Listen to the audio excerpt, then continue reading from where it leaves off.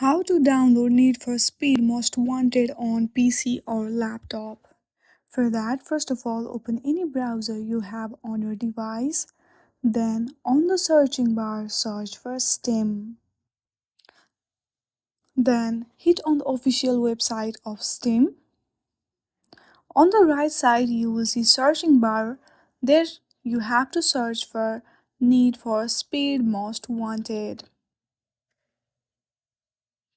Now scroll down a little bit. There you will see add to cart option. Simply tap on it and go through view my cart.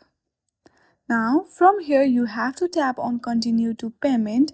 You need to have $19.99 and then you are good to go.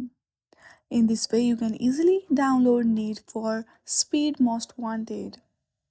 I hope you like this video. If you like this video then please do not forget to like and subscribe to our channel. Thank you for watching.